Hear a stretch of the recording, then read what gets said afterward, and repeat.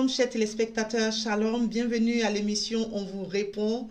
Je suis votre servante, l'évangéliste Edith Afi. Ce soir, nous sommes là avec un thème très parleur. Alors, chers téléspectateurs, j'espère que vous allez bien pour toutes les personnes qui sont déjà connectées. Je bénis vos vies. Ce soir, nous recevons une servante de Dieu qui va nous parler d'un thème très important. Alors, chers téléspectateurs, je vais vous encourager à vraiment partager ce live. Partagez-le dans le groupe, partagez-le avec toutes vos connaissances, partagez-le sur tous vos réseaux sociaux afin de pouvoir bénir quelqu'un ce soir, afin de pouvoir délivrer quelqu'un ce soir. Alléluia.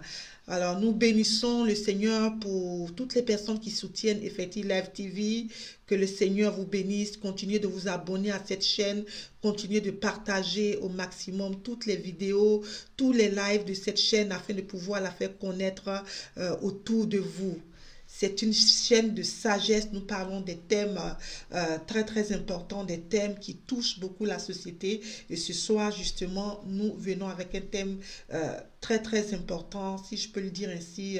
Je peux même dire un thème vital parce que beaucoup de personnes en pâtissent.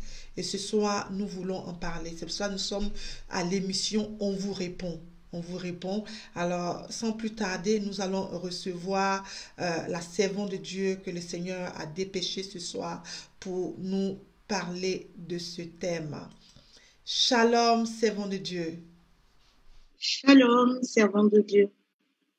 Nous sommes très heureux de vous retrouver encore ce soir pour la deuxième fois sur le plateau d'Effective Live TV. C'est une joie pour nous de pouvoir vous retrouver. Alors ce soir, nous venons avec un thème très important. Il y a une personne qui veut vraiment savoir une chose très importante sur le sujet de la violence conjugale. Alors avant de rentrer dans le vif du sujet, servant de Dieu, vous êtes l'évangéliste Mireille de Magdala, vous êtes évangéliste missionnaire, vous faites beaucoup de choses à la fois, vous gérez aussi une ONG que vous aurez l'occasion de nous présenter encore une deuxième fois sur ce plateau d'Effective Live TV. Si vous pouvez juste saluer nos téléspectateurs avant que nous puissions rentrer dans le vif du sujet.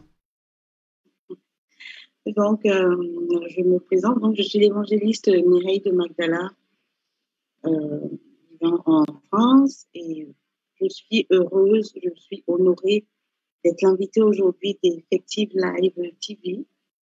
Je suis heureuse que vous vous connectiez, que vous vous connectiez pour cette émission, pas seulement pour vous, mais surtout pour des personnes qui, vous le savez, en souffrent et n'en parlent pas.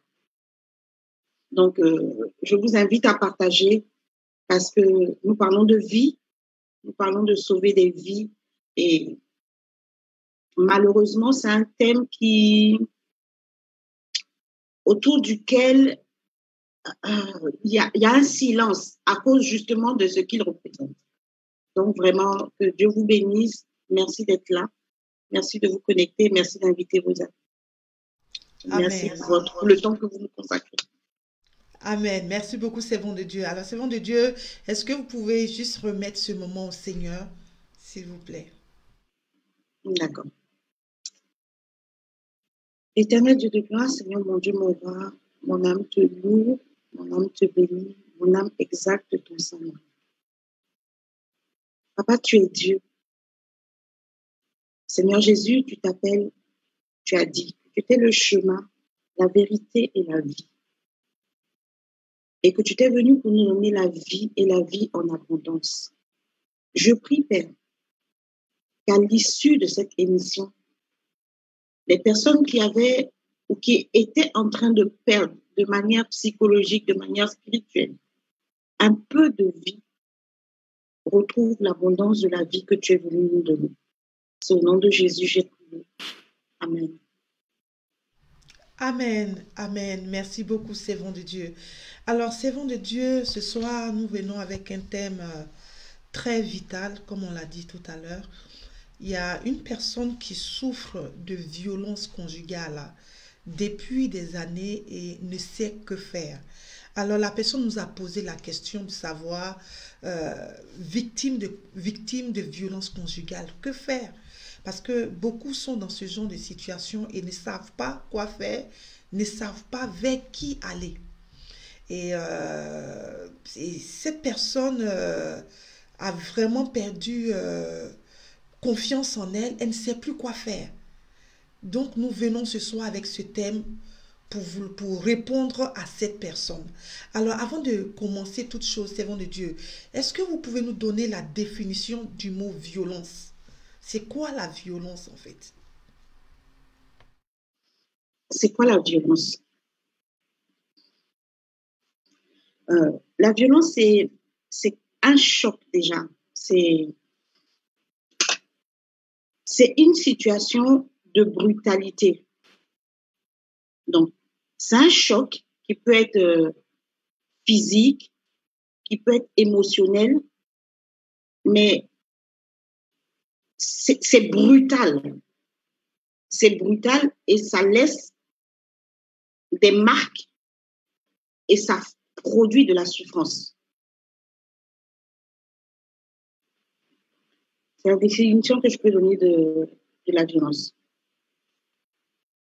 Waouh, c'est très très fort, servant de Dieu. Waouh, donc c'est quoi la violence conjugale alors? Comme ça le sous-entend naturellement, la violence conjugale, c'est donc, on vient de donner la définition de la violence, c'est donc la violence, mais au sein d'un couple conjugal, donc d'un couple de monsieur et de madame. Il y a plusieurs types de violences. Il y a des violences dans les nations, comme on voit un peu partout maintenant. Mais là, c'est la violence conjugale, c'est-à-dire la violence dans un couple où il y a la définition qu'on vient de donner, il y a des coups qui ne sont pas que physiques. En fait, on porte atteinte à l'intégrité de quelqu'un. Donc, dans le couple, ce sont voilà, il y a de la brutalité. La définition, c'est la définition de la violence que j'ai donnée tout à l'heure. Sauf que on a circoncis ça au sein du couple, au sein d'un couple. Waouh, c'est très très fort ça, servant de Dieu. Alors, qu'est-ce qui peut pousser quelqu'un à la violence conjugale, servant de Dieu? Est-ce qu'il y a des raisons? Est-ce qu'il y a des sources? Qu'est-ce qui peut pousser quelqu'un à ça? Parce que normalement, quand on est dans un foyer, dans un couple, on est supposé s'aimer, on est supposé être là l'un pour l'autre. Euh, Qu'est-ce qui peut pousser quelqu'un, soit le conjoint ou la conjointe, à la violence conjugale? Parce que la définition est très forte, c'est choquant. Oui, c'est choquant. Et effectivement, euh, c'est comme contradictoire de parler de couple, de parler de foyer, où on attend d'un foyer de trouver de l'harmonie, de trouver de la paix, de trouver de l'amour, vraiment de trouver ce qu'on ne peut pas faire seul. Si je, si je regarde la pensée de Dieu concernant le foyer était pour d'abord que l'homme se sente pas seul, mais on ne se met pas à deux pour s'ennuyer. Ça veut dire on se met à deux pour que on soit encore plus heureux que lorsqu'on est seul, où on est déjà pas mal heureux, mais se mettre à deux, former un couple, c'est parce que on a des choses à avoir qu'on ne peut pas avoir seul. Donc, effectivement, on ne se marie pas, on ne se met pas en couple pour se taper dessus. Ça, c'est clair. Donc, qu'est-ce qui peut pousser une personne à être victime, enfin, à subir plutôt à être violent, ou bien qu'est-ce qui peut pousser quelqu'un à supporter la violence? C'est les deux choses. Donc, forcément, il ne faut pas être très normal. Une personne normale, une personne équilibrée, une personne qui a toute sa tête, une personne qui émotionnellement est normale, ne peut pas être une personne qui fait subir de la violence sexuelle, de la violence dans son couple. C'est pas possible. Et une personne normale aussi ne peut pas accepter normalement de vivre dans un foyer violent. Donc, qu'est-ce qui peut faire qu'une personne soit violente et qu'est-ce qui peut faire qu'une personne accepte de vivre dans la violence? Je dirais que il y a eu des études, hein, il y a des gens. La difficulté pour moi aujourd'hui sera de parler à tout le monde, de ne pas parler que comme pasteur, c'est-à-dire de ne pas prendre que mes versets, mais de parler à tout le monde. Donc, il y a eu des études qui ont été faites où ce qui revient, c'est que la principale cause de violence conjugale, la principale cause, c'est la rigidité de, comment dire ça, la rigidité de la représentation familiale. C'est-à-dire, tous nous avons vécu au sein de foyers, tous nous avons notre façon de nous représenter un foyer, un couple. Et si cette représentation-là n'est pas bonne, si à la base, la personne a un problème par rapport à cette représentation-là, ben, ça fournira de la violence dans son couple et dans son foyer. Donc, les causes sont, si on veut ne pas encore entrer dans le spirituel, je dirais que les causes sont psychologiques. Elles sont psychologiques. En général, ce sont des personnes qui reproduisent ce qu'elles ont vécu. Ou ce sont des personnes qui ont eu des chocs émotionnels dans leur enfance. La violence, les personnes qui pratiquent la violence conjugale, c'est-à-dire les auteurs de la violence conjugale, ont une estime de soi. En général, si on les regarde, on aura l'impression que c'est des personnes qui ont une forte estime de soi. Mais en réalité, quand on creuse, ce sont des personnes qui sont très, très fragiles. Leur estime de soi, là, elle n'est que apparente. Ce sont des personnes qui émotionnellement ne sont pas équilibrées. Les personnes aussi qui acceptent de vivre de subir, on va dire, des violences conjugales, elles non plus ont une estime de soi qui n'est pas... Il y a un problème. Et ce problème-là, ça peut venir toujours de l'enfance. En général, ça vient du modèle de famille, du type de famille dans lequel nous avons grandi, du modèle de famille que nous avons, de la représentation du couple que nous avons. Il y a ça. Il y a aussi que la personne qui accepte a peut-être elle aussi subi des choses qui très tôt ont détruit son estime de soi. En général, les causes sont très lointaines. Donc, ça, c'est le côté psychologique. Mais je suis pasteur, je ne vais pas rester que dans le côté psychologique. Et je dirais qu'il y a aussi, derrière la violence conjugale, il y a des malédictions. Il y a des esprits. Donc, il y a aussi des causes spirituelles derrière la violence conjugale.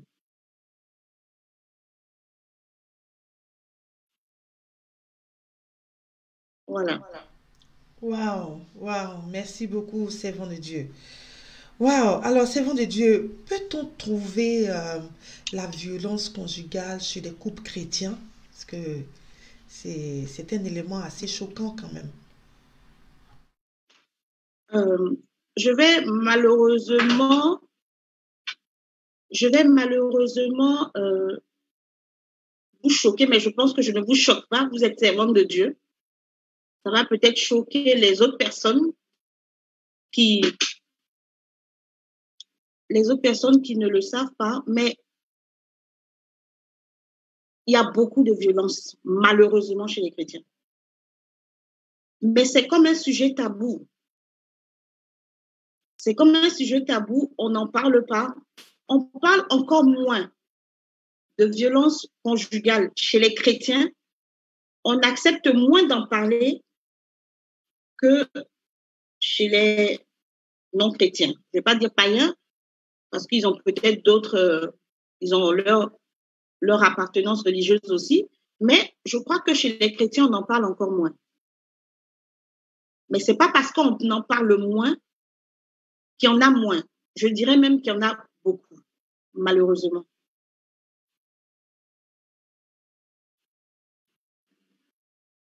Waouh, waouh, alléluia, waouh. Alors, servant de Dieu, j'ai des questions qui commencent à nous venir. Je vais en profiter aussi pour demander à tous les téléspectateurs, n'hésitez pas à nous envoyer vos questions. La servante de Dieu est là ce soir justement pour vous répondre. Alors, chers téléspectateurs, nous sommes ce soir à notre émission On vous répond et ce thème est un thème très très très vital, alors n'hésitez pas à participer au maximum. Alors c'est bon de Dieu, peut-on trouver des femmes qui pratiquent la violence conjugale? Malheureusement, oui. Je souris un peu, ça me fait un peu sourire, parce que quand on parle de violence conjugale, euh, on pense tout de suite aux femmes qui sont battues, mais malheureusement, il y a des hommes battus. Ça semble pas très, euh, ça semble pas très logique. Ça ne semble pas très logique, mais parce que quand on parle de violence conjugale, on parle de force. Alléluia. Quand on parle de violence conjugale, on parle de force. Donc, on n'imagine pas que les femmes puissent pratiquer la violence conjugale. Malheureusement, oui, il y a des femmes qui battent leurs hommes. Il y a des hommes battus. Ça existe, oui. Waouh, waouh. Alléluia. Alors, c'est bon de Dieu. Ça, c'est un sujet vraiment terrible, hein. Alors, c'est bon de Dieu. Que dire d'un chrétien qui pratique la violence conjugale? Est-ce qu'on peut dire de cette personne qu'elle est convertie?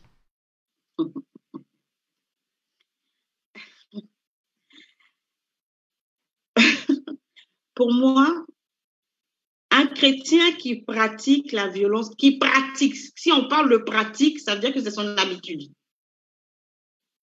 Si on parle de pratique, c'est que c'est son habitude. Il n'est pas converti.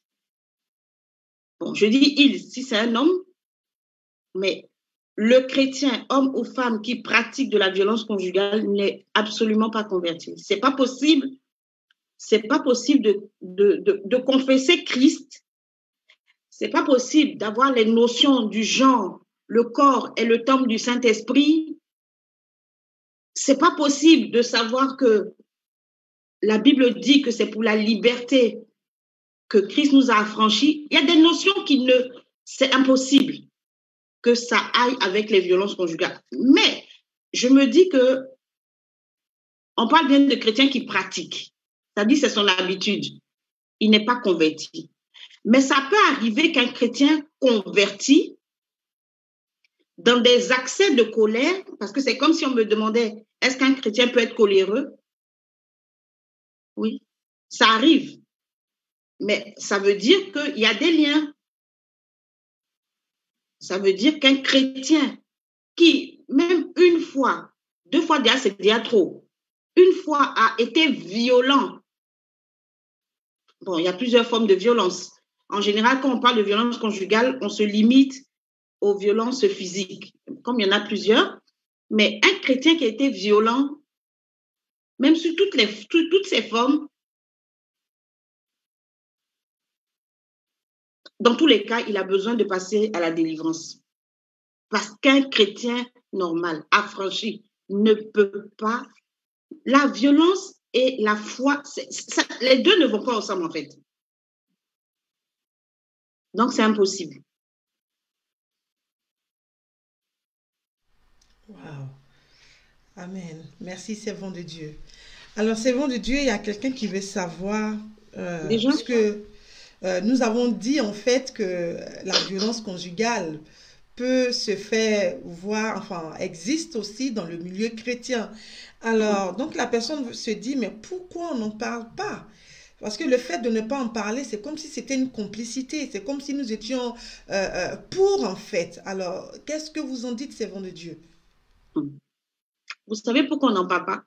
Les gens n'en parlent pas parce que euh,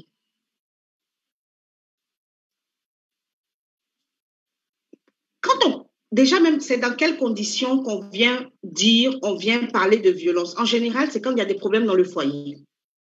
C'est quand il y a des problèmes dans le foyer et quand les gens sont en train de se disputer, de vouloir se séparer, des choses comme ça. En fait, quand c'est une cause de séparation, on vient en parler. Or, chez les chrétiens, on dit que on ne divorce pas. Bon. Tu vas venir dire que, déjà de dire que ton mari te frappe, c'est, tu allais gâter son nom, c'est que tu n'es pas soumise. En fait, il y a des thèmes dans la foi chrétienne, dans le foyer chrétien qui font, c'est ça même qui fait que beaucoup de choses sont tues. Beaucoup de choses sont tues sous couvert d'une soumission, sous couvert de on ne veut pas gâter le nom de Jésus. Quand il frappe, tu as déjà gâté son nom. Quand tu as frappé, tu as déjà gâté son nom. Donc, il y a des choses. En fait, ce sont ces raisons-là, ce type de raisons-là qui font que c'est un peu comme. Il y a une omerta, quoi, autour de ce sujet-là. Et quelquefois, c'est malheureusement des personnes qui ont même comment on dit ça? Des gradés en griffe dans les églises. Donc, tu ne peux pas venir, tu ne peux pas parler de ça parce que tu as dit ça, tu as tout gâté, quoi. Tu as gâté le nom du pasteur, tu as gâté le nom de celui qui fait ça. Vraiment, donc tu te tais. Donc, ce sont des... Il y a trop de... Comme je disais, les principales raisons, c'est... Puisque de toutes les manières, il faut présenter un foyer où on dit de toutes les manières, on ne divorce pas. Il faut présenter le côté, tout va bien, on est à l'église, on est chrétien, tout est beau dans le meilleur des mondes. On ne peut pas venir parler de violence conjugale. Il y a trop de choses qui tournent autour. Surtout qu'on ne divorce pas pour ça. L'Église ne donne pas ça comme motif de divorce. Les gens parleront plus d'infidélité et moins de violence conjugale. Waouh! Waouh, merci servant de Dieu. Justement, parce qu'il y a quelqu'un qui est en train de dire, mais et les hommes de Dieu qui battent leurs femmes, est-ce que ça, on peut dire qu'ils sont convertis? C'est parce qu'il y a beaucoup d'enjeux, mais est-ce que ce genre d'enjeux-là doivent causer, doivent mettre la vie des autres en péril? Alors, que pensez-vous de cette question, servant de Dieu? C'est parce qu'on n'en parle pas que les hommes de Dieu battent. C'est parce qu'on n'en parle pas. Mais si on commence à mieux expliquer, Même à l'homme de Dieu qui bat là, hein, peut-être qu'il n'est pas conscient. Peut-être qu'il n'est pas conscient. Comme je dis, il y a, dans des endroits, il y a des cultures où les violences conjugales sont en griffe normale. C'est un mode de gestion du foyer. Bon. Si on dit que tu es le chef de la famille, donc si dans chef là, on lui dit qu'il peut faire ça, s'il croit que chef là, ça veut dire ça, il va continuer, mais je crois qu'il faut qu'on lui dise que non. Et puis, il n'est pas vraiment pasteur. Il faut qu'il sache qu'un pasteur qui frappe, il n'est pas pasteur. En tout cas, il a besoin de délivrance. Et c'est clair. Ça va contre tout le reste qu'il dit là. Tout ce qu'il prêche là. Les violences conjugales l'annulent ça. Il est censé prêcher la vie et il est en train d'ôter la vie. C'est pas possible. C'est pas possible. Bon, j'espère qu'il n'y en a pas beaucoup. Je n'en connais pas personnellement. J'entends, j'en connais pas. J'espère qu'il n'y en a pas beaucoup. Il y en a, je suis certaine, mais j'espère qu'il n'y en a pas beaucoup. Wow. Amen. Amen. Merci, servant de Dieu. Parce que justement, il y a quelqu'un qui est en train de dire, mais si un pasteur qui bat sa femme, quel enseignement il va donner au peuple de Dieu? Ah, et c'est bien ce que j'ai dit. Il ne peut pas. Donc, de temps en temps, je pense qu'il faut que la maman pasteur lui dise que la prochaine fois qu'elle va le dire. Parce que pour l'aider à être délivré, là, il faut qu'elle lui dise qu'elle va le dire s'il la tape encore. Dieu même n'est pas d'accord. Dieu même n'est pas d'accord pour qu'il tape. Dieu n'est pas dedans. Donc, en aidant quelqu'un en ne lui disant rien, en lui disant, bon, comme il est passé, on ne dit rien, il va pas aller au paradis avec ça, c'est pas possible. S'il pratique ça, si c'est son mode de gestion de son foyer, si les coups et blessures, comme moi j'aime dire, sont les modes de gestion de son foyer, c'est pas la peine. Wow. Alléluia. Merci, servant de Dieu. Alors, servant de Dieu, il y a quelqu'un qui voudrait savoir justement quelles sont les différentes formes de violence dans les couples. Quelles sont les différentes formes de violence conjugale, en fait? Donc, les différentes formes de violence, comme je disais, on a les violences, tout à l'heure, je disais qu'il y a des violences psychologiques. D'accord? Il y a des violences verbales. Je vais commencer par les violences verbales. Ce sont les injures. Ce sont les gros mots, vraiment les mots pour faire mal, là. Comme on dit, le mal parlage en Côte d'Ivoire. C'est de la violence. C'est de la violence. Tout ça,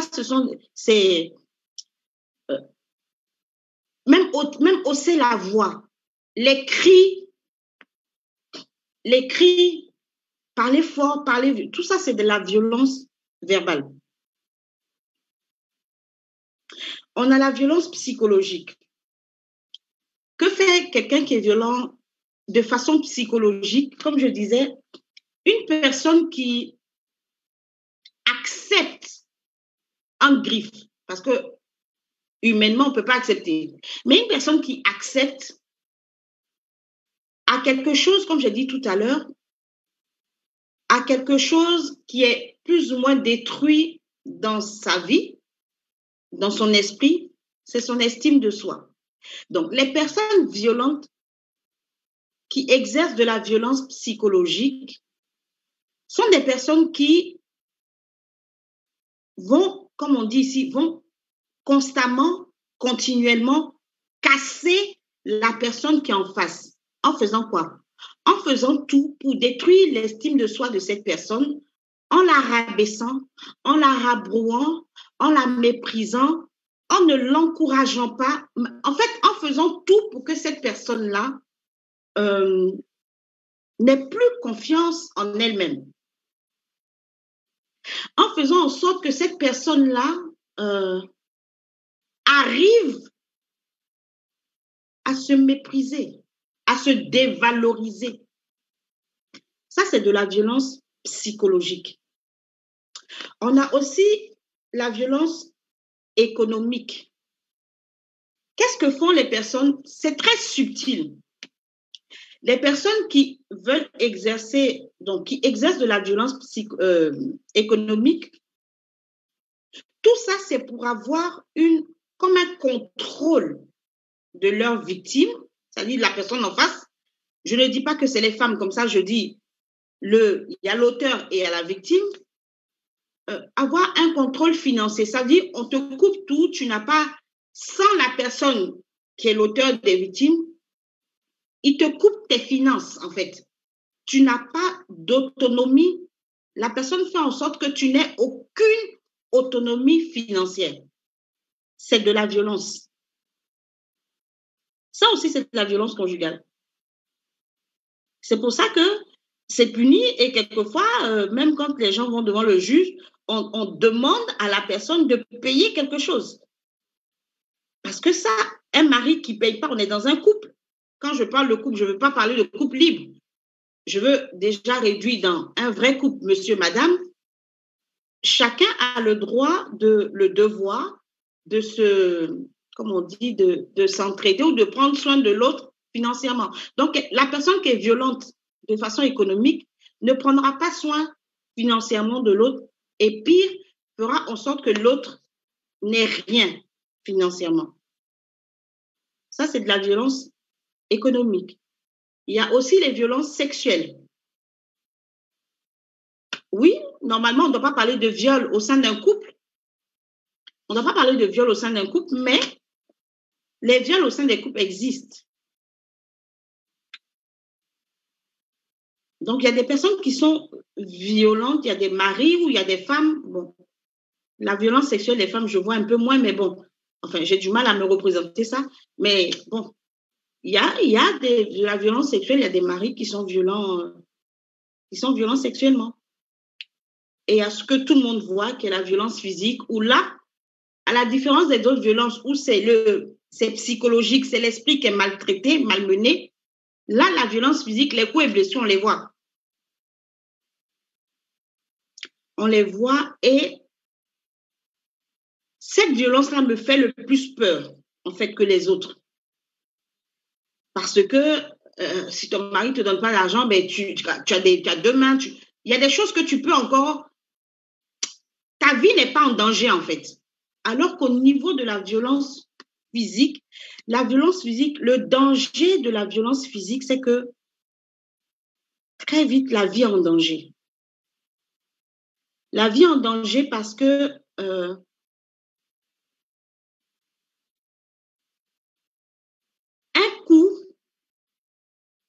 mauvais coup peut partir et très vite ôter la personne de la personne en face, alors qu'on ne le voulait pas.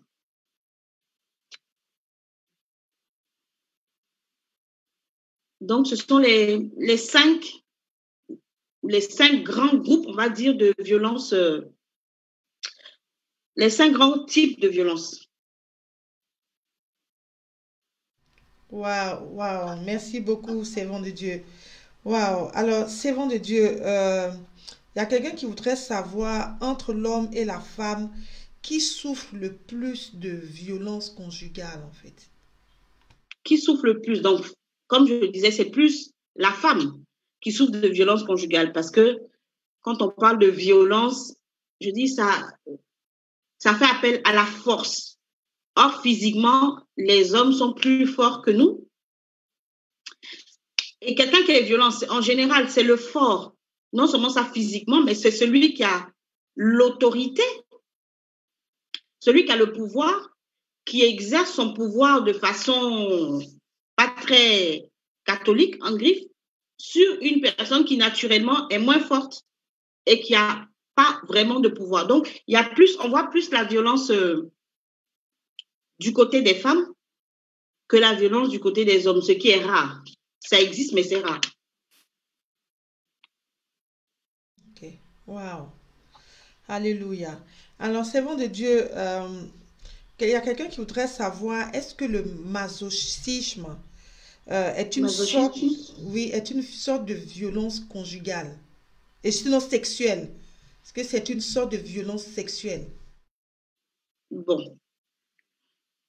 Le problème du masochisme, c'est que la victime prend plaisir.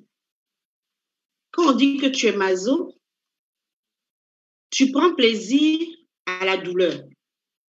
Tu es malade. Une chose est sûre, un maso, une personne qui est maso n'est pas une personne normale, c'est-à-dire psychologiquement normale. Le masochisme, c'est de la psychopathose. C'est une pathologie. D'accord? Donc, quelqu'un qui... le truc du masochisme, c'est que sans douleur, parce qu'on a dit tout à l'heure que les violences emmenaient de la douleur, il y avait des coups, il y avait de la dégradation physique. Le truc, c'est que la personne qui est maso aime ça. Bon, à partir du moment que quelqu'un commence à aimer quelque chose, la personne ne va pas te dire que c'est de la violence, c'est plutôt du plaisir. C'est son plaisir. Donc, c'est un peu difficile de gérer ça. Mais est-ce que ce plaisir-là peut être un danger pour l'autre qui n'est pas maso? Le maso, c'est celui qui aime, d'accord? Celui qui aime la douleur.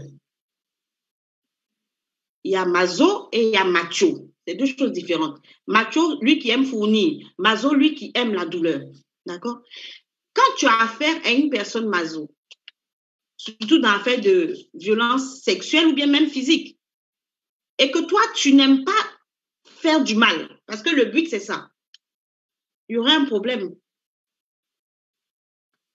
Maintenant, quelqu'un qui aime qu'on la frappe, quelqu'un qui aime avoir des trucs sexuels très, très compliqués, mais dans complications aussi, un jour, coup de complication qui fait plaisir, ça peut se transformer en coup mortel.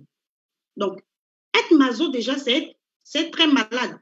C'est quelqu'un qui aime les choses dangereuses, c'est quelqu'un qui aime les choses qui peuvent emmener à la mort. Donc, la personne même est déjà sur la route. C'est pas normal, en fait.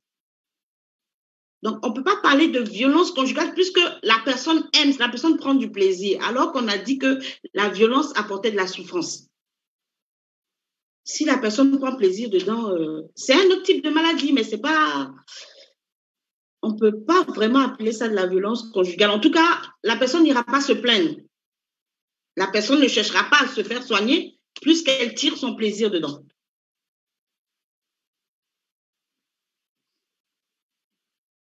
Waouh. Ok. Alléluia. Waouh. Alors, servant de Dieu, euh, pourquoi les autorités, en unissant les personnes qui se marient, ne parlent pas de ces choses afin que les gens prennent conscience? Est-ce que la Bible même a parlé de ça? Quand quelque chose, quand on n'imagine pas quelque chose, quand quelque chose est censé ne pas faire partie du foyer, on ne va pas venir parler d'une chose qui est censée ne même pas exister. La Bible nous parle d'adultère, la Bible, enfin, clairement, je veux dire, la Bible nous parle clairement de certaines choses, mais la Bible ne nous parle pas clairement de violence conjugale. La Bible ne nous en parle pas. Ça ne veut pas dire que le Seigneur estimait qu'on pouvait le faire. C'est parce que pour lui, quelqu'un qui est son enfant, c'est inimaginable que quelqu'un qui est son enfant soit violent. Maintenant, comme ce sont des choses qui existent, déjà, il faudrait que l'Église accepte que ce sont des choses qui existent en son sein. Sinon, dehors, on en parle. Quand tu rentres dans un commissariat, tu as plein d'affiches avec de numéros de femmes violentes, de femmes, il y a plein d'associations contre la violence conjugale, il y a des numéros, il y a de la sensibilisation. Dehors, on sensibilise. le seul endroit où on ne sensibilise pas par rapport à ce phénomène, c'est à l'église.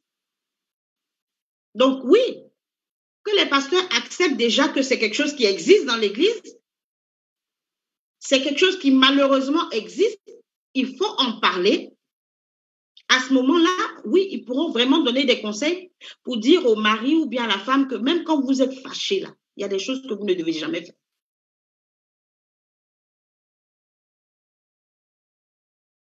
Ça suppose qu'on brise l'omerta qui est autour des violences conjugales.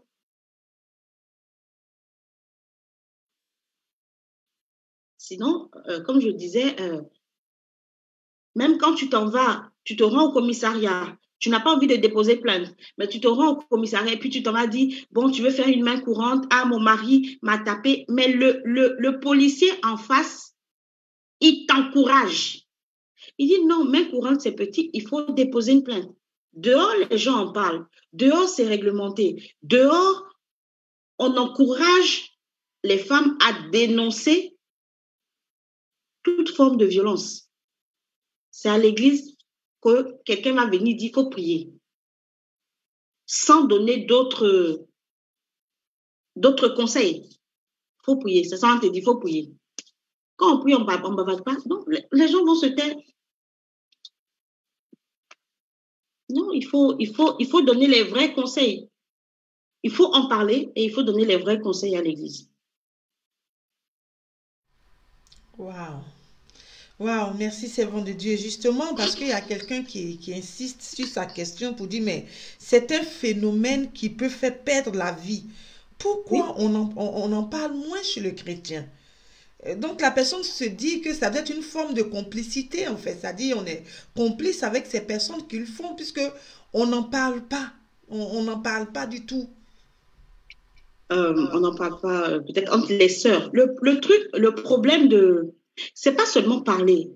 C'est que derrière ça, dehors, quand une femme subit de la violence, on lui dit, prends tes bagages, on chasse le mari. En tout cas, on sépare les gens, mais très vite. Justement, pour éviter que derrière, il y ait des coups, qu'il y ait des morts. Donc, eux, ils n'ont pas peur de la séparation. À l'église, les gens ils ne voudront pas, ils ne veulent pas trop rentrer dans ce problème-là. Pourquoi? Parce qu'en fait, ils ont peur de la solution à donner. On dit, quand on se marie à l'église, là, on ne divorce pas, sauf pour cause d'adultère. Et puis derrière encore, on te dit, même adultère, là, il faut pardonner. Donc, les deux choses qu'on te donne à l'église, si c'est ça, va te donner ça tout de suite, on va te dire, il faut pardonner, il faut prier. Le problème, c'est que les solutions face à de la violence conjugale ne sont pas seulement faut pardonner, faut prier. Le problème ne se situe pas au niveau de faut pardonner, faut prier. Il y a d'autres choses derrière. Et ça, l'Église ne veut pas faire le pas parce que derrière, en tout cas, les pasteurs ne veulent pas trop faire le pas parce que la Bible dit malheur à celui qui va séparer ce que Dieu a uni. Donc, le pasteur préfère dire, ma fille va prier, ça va aller, ça va aller. Et le frère, ça va aller, ça va aller, ça va aller. Un coup, deux coups, trois coups. Un matin, on vient dire que le frère a tué la sœur. On va pleurer, on va faire veiller. Et puis, on va l'enterrer. Et puis, on ne va pas parler. Mais on aura échoué. Parce qu'on ne loue pas Dieu dans le séjour des morts.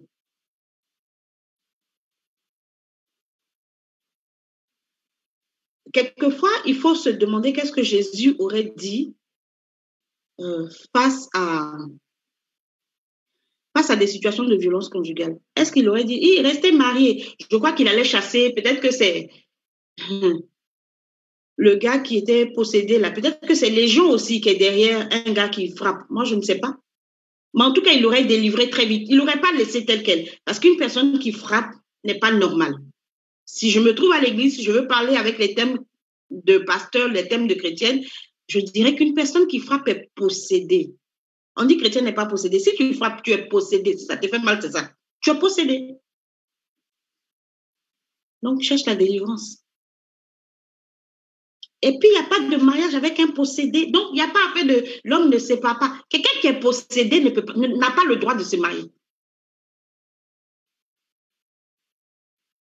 Il n'y a plus dans ce que le Seigneur a dit sur le mariage, donc tout ce que le Seigneur, toutes les paroles qui ont été dites dans la Bible autour du mariage, de détruire physiquement le corps de quelqu'un, ça ne fait même pas partie, ça dit même Satan, là même c'est psychologiquement, il nous détruit. Physiquement même, il ne nous touche pas d'abord, à part nous donner des maladies. Mais toi, homme comme moi, toi, mari, tu viens, mais gaillardement, détruire physiquement ta femme, tu es possédé. Et les solutions, quand l'Église va prendre le courage de dire à un couple, je ne parle même pas encore de divorce, mais à un couple où il y a de la violence, de se séparer pendant un temps, quand l'Église aura ce courage-là, les gens parleront plus. Quand on ne va pas juger une personne qui subit de la violence pour dire, mais c'est parce que tu n'es pas soumise. Il y a beaucoup de façons. Si elle ne suis pas soumise, il faut me laisser. Pourquoi tu vas me frapper? Si tu estimes que je ne suis pas soumise, il faut me laisser. Mais tu vas me tuer pourquoi? Non. Il faut que l'Église ait le courage de parler de ça, de trouver, de creuser et de savoir que même il y a des solutions en fait. Il y a des solutions face à un couple. Je parle de couple chrétien parce que dans le monde, les solutions sont déjà trouvées. C'est chez les chrétiens que c'est compliqué. Donc, chez les chrétiens, là, il y a la possibilité, oui, la prière est puissante, je le sais. Le pardon, de toutes les manières, les femmes qui sont, puisque c'est les femmes qui sont le plus battues que les hommes, alors je vais rester dans les femmes. Les femmes qui sont battues ce ne sont pas forcément des femmes, ce n'est pas un coup, ce n'est pas deux coups, ce sont des femmes qui subissent ça et qui cachent ça justement. Mais il y a un moment où ça devient peut-être trop. Et même là encore, parce qu'elles aiment. Sinon, comme je disais, une personne normale ne peut pas subir de la violence et accepter. Mais ce sont des femmes qui n'ont pas de problème de pardon. Elles ont déjà pardonné le premier coup, le deuxième coup, le troisième coup. Donc, ce n'est pas un problème de pardon, ce n'est pas un problème d'amour, ce n'est pas un problème de prière. Je pense qu'elles ont déjà prié. Mais je pense qu'à un moment donné, il faut séparer déjà les gens pour ne pas qu'ils se tuent déjà, pour conserver la vie de l'un et de l'autre. Parce qu'aussi, une personne qui subit de la violence, un matin aussi, peut avoir un geste désespéré pour se défendre. Et puis tuer son bourreau. Comme le bourreau aussi qui a l'habitude peut avoir un geste de trop et tuer sa victime. Donc, la violence physique est, pour moi, après le premier coup, c'est après le premier coup là même, il faut déjà tout faire. Aller voir le pasteur, parler au pasteur, prier, délivrer, aller voir vraiment, il faut déjà commencer à se soigner même après le premier coup. Pour espérer, le but n'est pas de séparer la famille. Le but est que les gens restent ensemble. Oui, mais alors utilisons les bonnes manières, utilisons les bonnes méthodes, utilisons les bonnes armes. Voilà. Amen. Waouh. Alléluia. Servant de Dieu, nous avons beaucoup de questions. Nous allons, je vais essayer de vous les donner aussi. Alors, servant de Dieu, justement, il y a quelqu'un qui demandait la position de l'Église, en fait. Parce que c'est vrai que vous parlez de violence conjugale et tout, mais qui est l'une des formes des violences. Mais quelle est la position de l'Église par rapport à toutes ces formes de violence? Parce qu'il y a aussi la violence verbale et psychologique aussi qui tue beaucoup de personnes à petit feu. Ces gens sont en train de mourir sans s'en rendre compte parce qu'à chaque fois, on vous rabaisse, on vous dit des choses pas gentilles. Il y a quelqu'un qui veut savoir, par exemple, quel conseil donner à une femme qui parle, qui insulte son mari tous les jours. Une femme qui insulte son mari. Voilà, oui, puisque c'est de la violence verbale, alors... Oui, c'est de la violence, voilà. C'est vrai. une femme qui insulte son mari, il faut prendre la parole. Si elle dit elle est chrétienne, si elle est à l'église et qu'elle cherche vraiment le Seigneur, il faut lui prendre la parole de Dieu. Ça me fait toujours très bizarre quand j'entends une femme qui insulte son mari, une femme, ça me fait toujours bizarre, ça existe. Alors, il faut lui montrer qu'elle n'est pas la femme selon le cœur de Dieu. Elle n'est absolument pas la femme selon le cœur de Jésus. C'est pas possible. Une femme qui insulte, elle aussi, elle est possédée d'une certaine façon. Sinon, une femme normale ne peut pas insulter son mari. Comme je dis, chacun vient avec sa représentation du couple. Il faut checker, il faut regarder ce qu'on a vu, ce qu'on a vécu est plus fort que juste ce qu'on entend. Donc, si nous, on vient donner un peu le schéma du couple selon Dieu, mais que la sœur en question a vu sa maman insulter son papa tous les jours, de toute sa vie, c'est ce qu'elle a vu, et puis le foyer a marché, il sera difficile de lui dire que ça là, c'est pas ce qui est normal. Mais il faut quand même le lui dire par la parole de Dieu. Puisqu'elle est à l'église, ça suppose qu'elle veut quand même se soumettre à Dieu. Elle veut quand même être agréable à Dieu. Elle veut être une chrétienne comme Dieu veut, une fille de Dieu. Il faut lui faire comprendre que c'est impossible qu'une femme insulte. Et ça, les injures, la Bible même dit que les personnes qui ont des paroles grossières n'hériteront pas du royaume des cieux. Ce n'est pas moi qui ai écrit. Ce n'est pas moi qui ai écrit. Donc, même ces personnes-là n'hériteront pas du royaume de Dieu. Il faut le lui dire. Une femme n'a pas le droit d'insulter son mari. Un mari n'a pas le droit d'insulter sa femme. La différence, pour eux, par exemple, on ne va pas leur dire de se séparer. Parce que c'est vrai qu'il y a de la violence. La violence verbale peut faire très, très, très mal. C'est vrai. Mais il n'y a pas la notion de coup fatal qui peut venir. Ça veut dire le coup physique qui peut venir ôter la vie. C'est de la souffrance psychologique, c'est de la souffrance spirituelle, oui. Mais ces armes-là, on les a. On les a, ces armes-là. Quand on dit, nous n'avons pas à combattre contre la chair, on a ces armes-là. Donc, je peux dire à quelqu'un, dans ce cas-là, prie. Parce qu'une femme qui parle mal, qui insulte, ben, on connaît les esprits qui font ça. Donc, on peut faire sa délivrance. On n'a pas besoin de demander au foyer de se séparer. C'est une éducation, c'est un enseignement, c'est de la délivrance. Alléluia. Merci, servant de Dieu. Alors, servant de Dieu, quel est le moral de quelqu'un qui subit la violence conjugale? À votre avis, comment cette personne peut se sentir en fait? Une personne qui subit de la violence conjugale, comme j'ai dit, a son estime de soi qui prend un coup. C'est une personne qui finit par ne plus avoir confiance en elle. Mais c'est une personne qui, comme je dis en réalité, avait déjà son potentiel estime de soi qui était assez faible. Donc, plus rajouter la violence conjugale se rajoutant à cela, ben, elle a son estime de soi qui va de plus en plus en diminuant.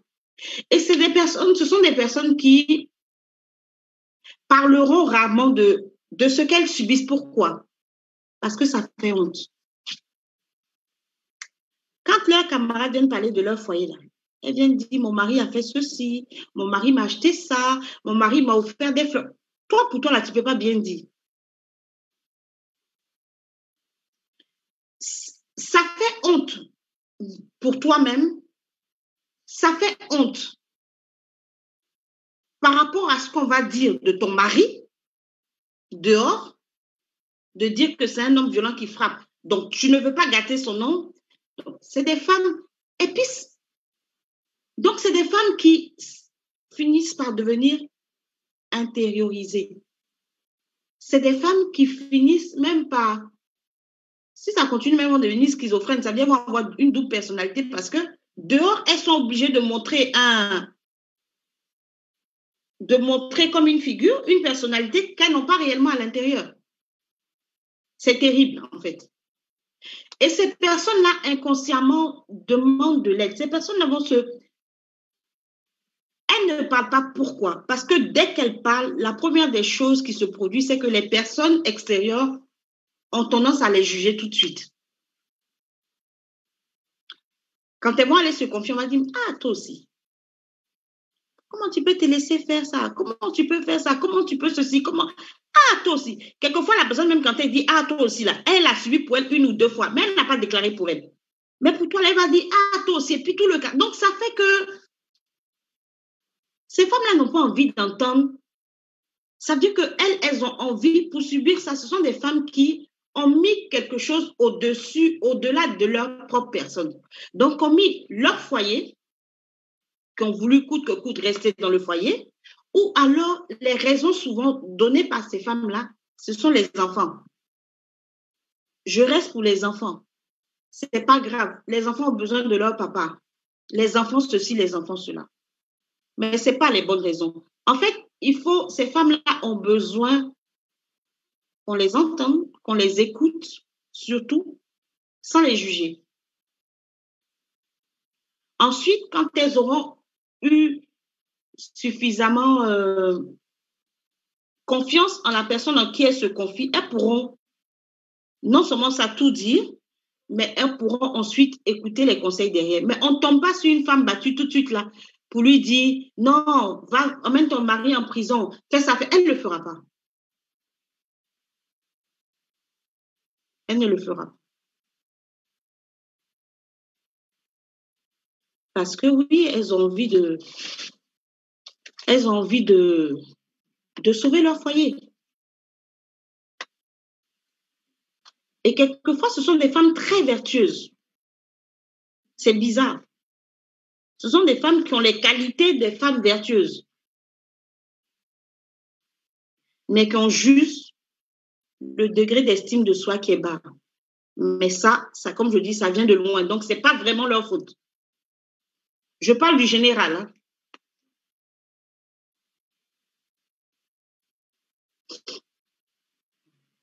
Voilà. Alléluia. Si j'ai répondu. Wow. Ok, waouh. Merci, servant de Dieu, parce que justement, c'est... voilà, que le Seigneur bénisse la servante de Dieu, la prophétesse Lou Gloire. Merci de nous suivre ce soir aussi. Voilà, elle a donné l'exemple de la dame que son mari avait jetée au balcon et qui refusait de parler. Donc apparemment, il y a une petite femme qui a vécu ces choses. Oui, qui a même défendu son mari. Hein. Elle dit non, il n'a pas jeté. Pourquoi? Parce que son affaire avec son mari, là, l'affaire est devenue mondiale.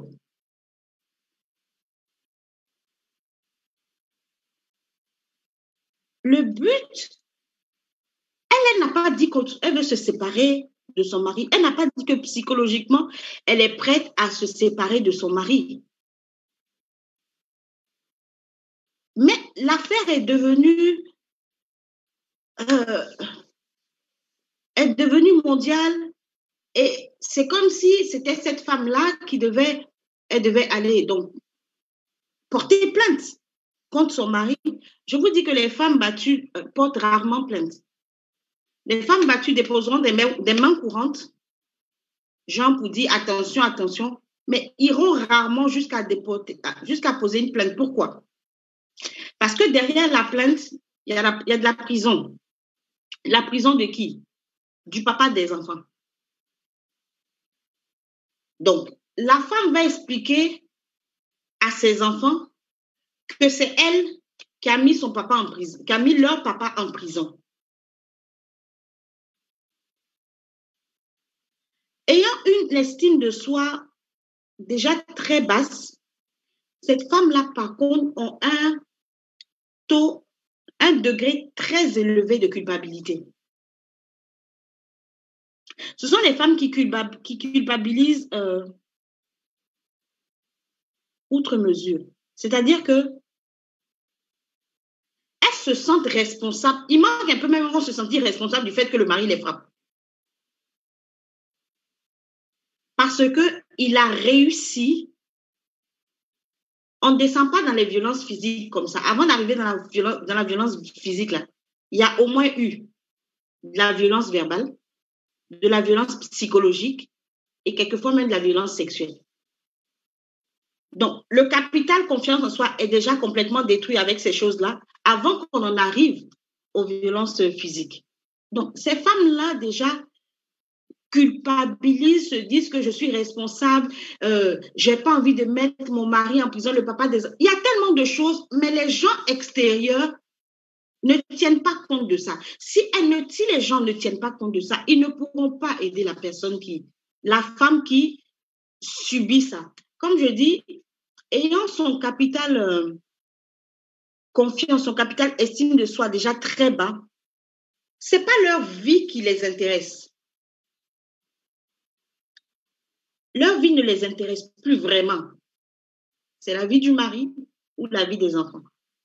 Donc, en venant leur dire qu'elles vont mettre ce mari en question en prison, et puis on va leur dire non, conserve ta vie. On n'a rien dit en fait, parce que à la base, elles n'ont tellement plus confiance en elles que leur propre vie n'a pratiquement plus de valeur. Donc, c'est ça qu'il faut toucher d'abord. C'est ça qu'il faut toucher d'abord. C'est ça qu'il faut guérir d'abord. Leur redonner confiance en elles. Leur faire comprendre qu'elles ont besoin, elles sont des personnes normales, des êtres à part entière qui ont besoin et qui ont le droit d'être aimées pour ce qu'elles sont. C'est ce travail-là qu'il faut faire d'abord. Et réussir aussi à leur faire comprendre, c'est-à-dire détruire leurs arguments, mais tout doucement, en leur faisant comprendre que les enfants pour lesquels elles restent dans ce foyer où il y a de la violence conjugale, là, elles sont en train de détruire la vie de ces enfants-là. Parce que ces enfants-là vont reproduire ce qu'ils ont vécu. Donc, puisque c'est plus vraiment leur vie qui leur importe et que c'est au moins la vie des enfants, même quand c'est plus celle du mari parce qu'il a trop exagéré, mais que c'est au moins la vie des enfants, c'est à ce niveau-là qu'il faut leur parler. Toute maman aime ses enfants, toute maman veut ce qu'il y a de mieux pour ses enfants. Donc, c'est à ce niveau-là qu'il faut leur faire comprendre que c'est pas un modèle. C'est pas faire du bien aux enfants que de les laisser vivre dans un foyer où il y a de la violence.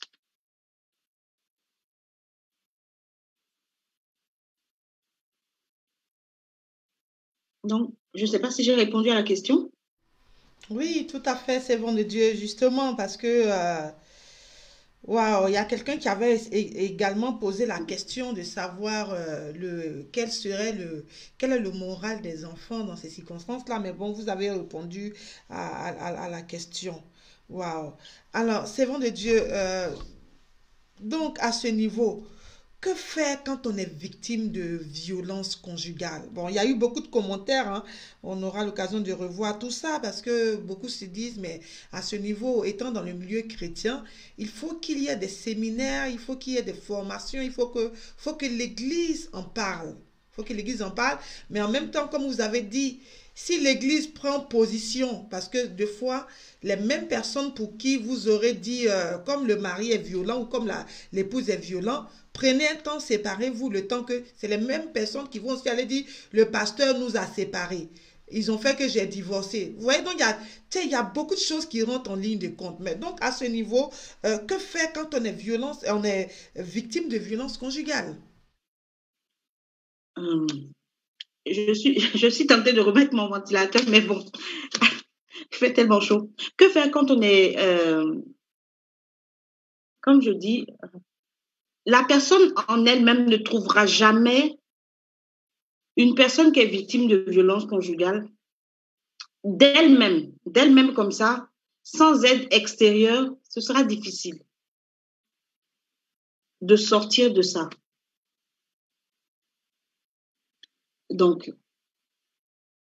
même si les personnes ne parlent pas, en général, il y a des amis, des personnes proches qui savent, qui se rendent compte. Et c'est plus, je veux commencer à parler à ces personnes-là, aux proches qui sont autour des couples où il y a de la violence conjugale, où visiblement la femme est amoureuse de son mari, la femme aime son mari, il y a des enfants dans le foyer, le monsieur est violent.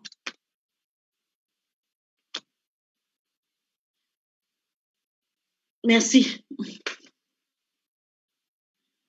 Donc, le monsieur est violent,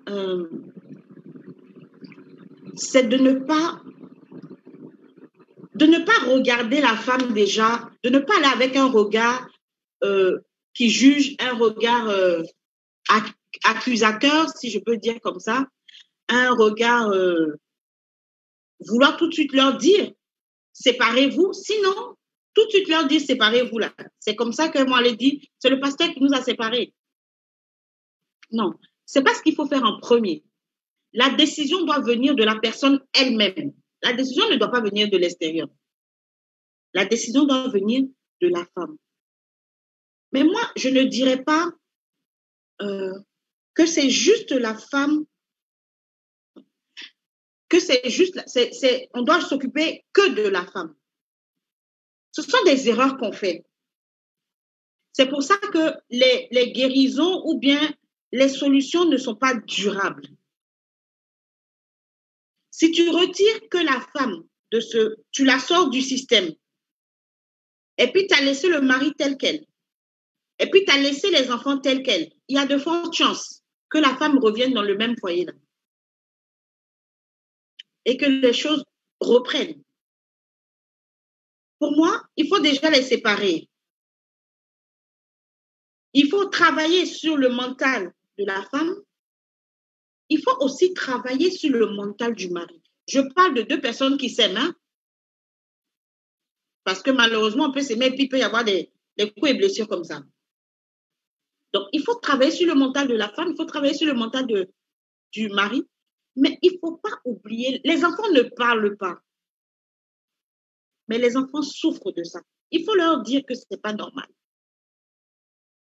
Il faut parler avec les enfants. C'est un système. Il faut prendre le foyer comme un système. En psycho, on appelle ça analyse systémique. C'est le système qu'il faut guérir. Ce n'est pas un composant du système seulement. C'est tout le système qu'il faut guérir. Donc, il faut mettre la femme de côté. Je dis qu'une personne qui subit, qui accepte de subir de la violence, elle-même, elle a des problèmes à la base. Même sans le mari violent, elle-même, cette femme-là, a des problèmes à la base. Donc, on a besoin de la guérir. Le monsieur qui est violent, qui est l'auteur de violence, lui aussi, on a besoin de le guérir. C'est peut-être ce qu'il a vu, il a peut-être été traumatisé lui-même, il a peut-être subi des choses dans son enfance. Il faut s'en occuper. Le but n'est pas de faire éclater la famille. Le but est de restaurer cette famille-là. Donc, s'occuper de la femme, s'occuper du mari, s'occuper des enfants. Sur le plan, je laisse affaire d'église pour l'instant, je prends juste ce que le monde nous offre. Le monde nous offre des thérapies de groupe où justement on parle, où toutes les personnes qui sont dans le groupe sont des personnes victimes de violences conjugales. Donc déjà, on se rend compte que c'est pas moi seul qui subis ça. Il y a d'autres personnes qui subissent ça. Ah, c'est pas parce que je suis bête que je subis ça. Tu t'en vas dans le groupe, tu vas trouver une femme PDG qui, elle aussi, est une femme battue. Alors tu te rends compte que c'est pas parce que je suis bête. Parce qu'entre-temps, le mari a eu peut-être le temps de lui dire chaque fois tu es bête, tu es ceci, tu es cela. Donc, les thérapies de groupe vont déjà reprendre confiance en soi et accepter que cette situation n'est pas normale. Le monde offre des thérapies de groupe. Il y a des thérapies individuelles. Tu vas voir le psychologue, comme je dis, c'est des choses qui remontent peut-être longtemps dans l'enfance. Le psychologue va t'aider à comprendre pourquoi toi-même tu acceptes ce genre de choses. À comprendre qu'en réalité, toi-même, au fond de toi, tu as sûrement une blessure intérieure qui a besoin d'être guérie. Après, le psy peut continuer avec la thérapie de couple. C'est-à-dire, on prend monsieur, madame, chacun s'exprime. Le monsieur va expliquer pourquoi il frappe. Parce que les personnes, à part les machos, là, parce que vous aviez tout à l'heure évoqué les mazos, j'ai rajouté les machos. Quand on élimine ça, les personnes qui frappent, là, les mêmes personnes demandent pardon après. Si la femme reste, c'est parce que le mari, après les coups et blessures, là, le mari est venu demander pardon. Aucune personne, normalement, si elle n'est pas maso, ne reste dedans. Donc, il y a quand même des choses derrière que le mari fait, des promesses que le mari donne, de la gentillesse après. Il y a des choses qui font après ça, qui font que tu te dis, ça va aller. Ça va aller, ça va aller. Mais ça ne va pas parce que les bonnes méthodes ne sont pas utilisées. Donc, il y a la thérapie de couple et puis il y a la thérapie de la famille. Il faut pouvoir faire ces trois choses-là.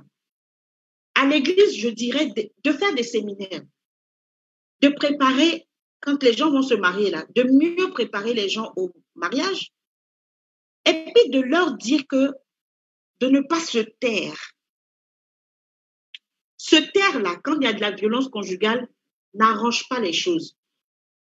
En même temps, ce n'est pas pour qu'on ait sa vie étalée. Personne n'a envie d'avoir sa vie étalée. Le problème des églises aussi, c'est que quand tu t'en chez le pasteur qui t'a dit une chose là, quand tu arrives le lendemain, c'est ton affaire bon pour prêcher. Donc, tout ça là, il faut déjà que tout le monde se remette en cause. Quand un couple vient parler de ses problèmes, ça doit rester. Le pasteur doit pouvoir garder ça. Les personnes qui gèrent ça doivent pouvoir garder ce qu'on appelle le secret professionnel. C'est ça aussi qui fait que les gens n'ont pas envie de parler. Et puis, ne pas avoir peur si c'est trop compliqué, de permettre de leur dire que de se séparer. Quand on dit de se séparer, c'est pas pour dire qu'il faut aller commettre. On est à l'église là. Donc, on parle aux personnes qui craignent Dieu. C'est pas pour dire qu'il faut aller te prendre une maîtresse ou faut aller faire quoi que ce soit. C'est pour protéger juste l'intégrité physique de la personne. Donc, il faut pouvoir parler. Puis, comme je dis, ils ont besoin. Nous, il y a la guérison intérieure, c'est vrai. Il faut parler, il faut ceci, il faut cela. Mais quelquefois, il faut chasser les démons. Donc, on les met en jeûne et puis on chasse les démons, on prie, on chasse les démons. On voit ce qui est la source de ça et puis on gère ça comme il faut gérer ça tout simplement. Mais il faut en parler.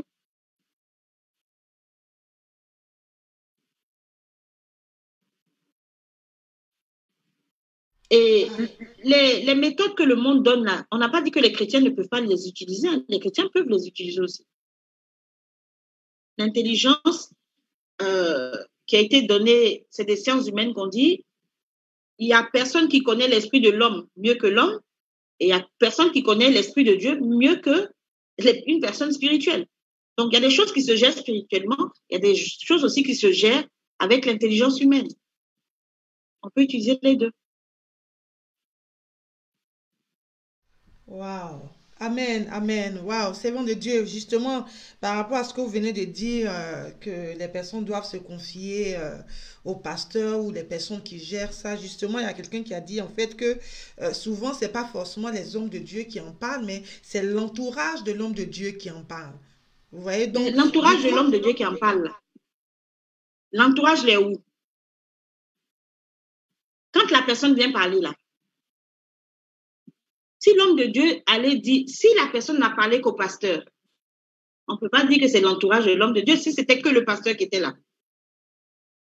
Si le pasteur allait dire à sa femme, je dis n'importe quoi. Si le pasteur allait dire à sa femme, que sa femme allait dire à sa femme, c'est ça qu'il ne faut pas faire en fait. Donc, s'il y a une équipe spécialement pour ça, le pasteur avec des gens spéciaux, des diacres par exemple, mais spécialement pour gérer ce genre de choses.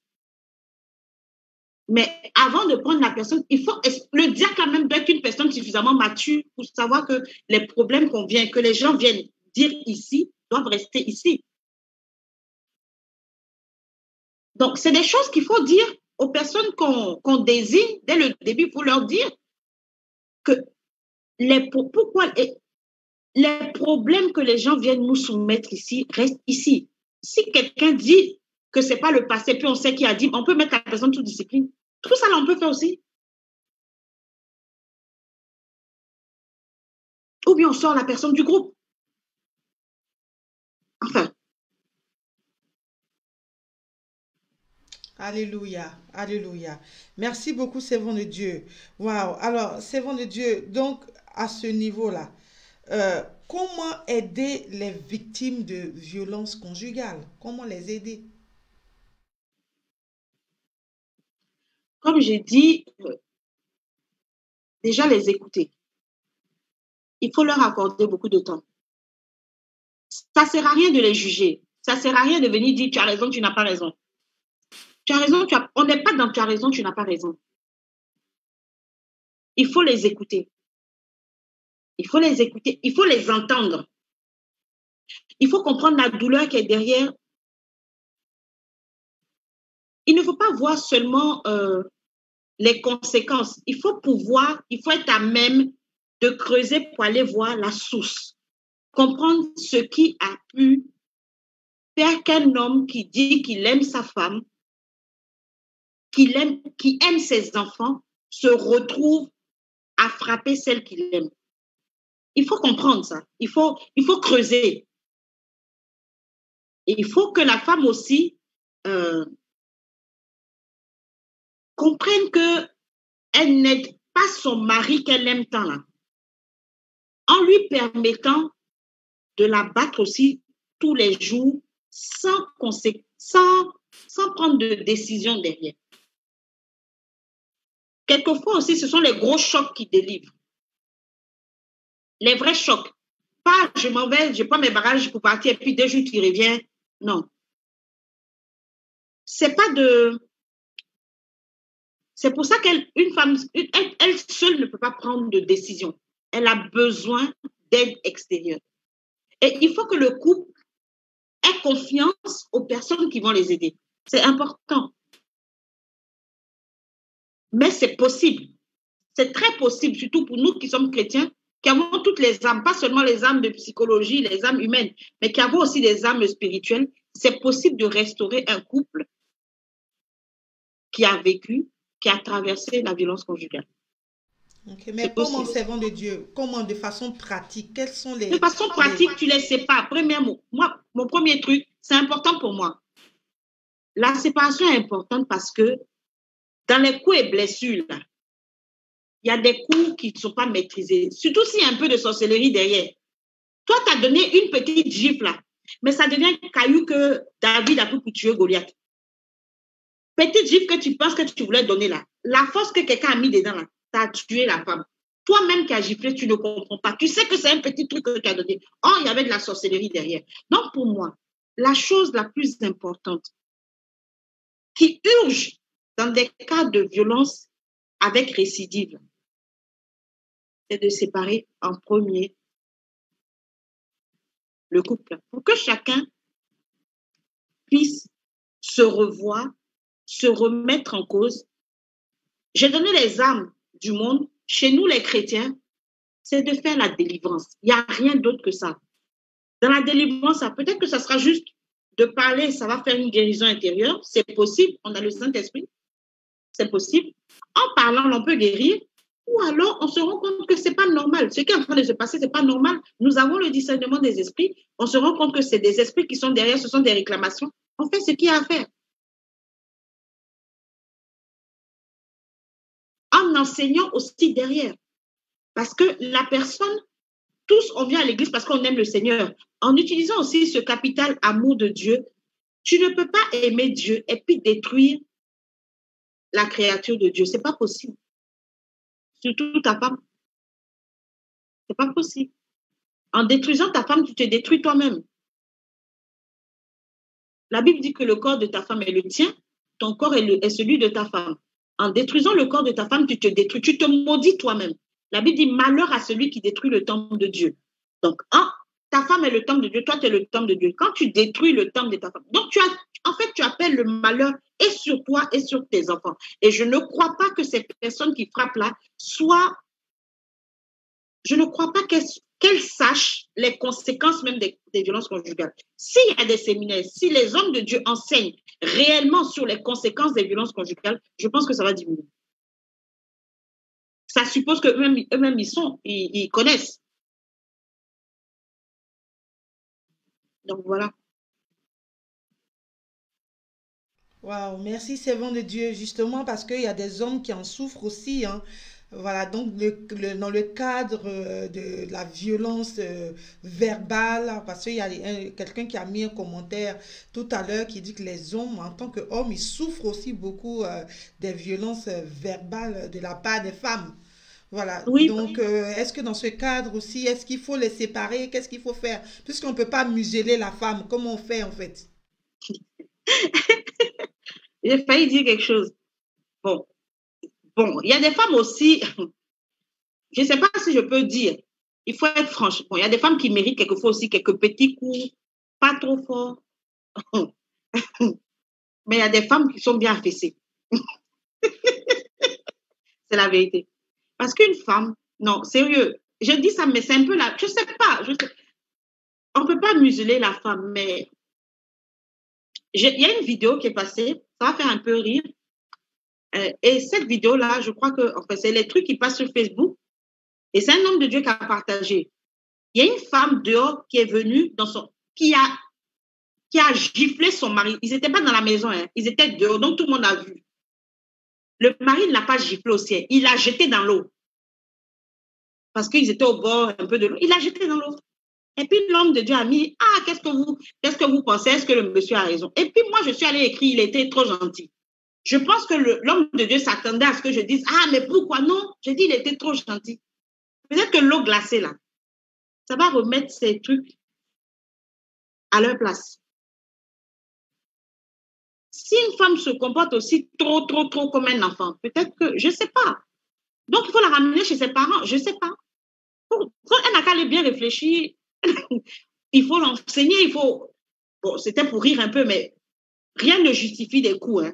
Quand on commence, une fois qu'on justifie un coup, on va justifier plus que ça. Si elle parle trop mal, tu ne dis rien, tu prends ses bagages et puis tu envoies ça chez ses parents un peu. Elle n'a qu'à respirer un peu. Amen. Je peux Ok, dire. c'est bon de Dieu. Voilà. Ok, il y a quelqu'un qui voudrait savoir aussi, je vais te mettre deux questions en même temps. La personne dit que souvent l'un des partenaires n'est pas chrétien. Que faire quand vous parlez de délivrance, puisque quelqu'un qui n'a pas accepté le Seigneur Jésus-Christ, comment, voilà, et la personne tape et tout ça, bon, voilà, la personne pratique la violence conjugale. Est-ce qu'on peut parler de délivrance dans ce cas-là? Et la deuxième question, que faire quand la personne veut divorcer et elle est voilà, elle est victime de violence conjugale, donc elle veut divorcer par rapport à ça. Qu'est-ce qu'elle peut faire en fait? Donc, c'est moi, on n'a qu'à dire que moi, je ne sais pas ce que Dieu a uni. C'est ça, moi. Non, mais je plaisante. Bon, quand le mari n'est pas chrétien, la Bible dit quoi? Le mari n'est pas chrétien. J'ai donné des méthodes pour aider quelqu'un qui est violent.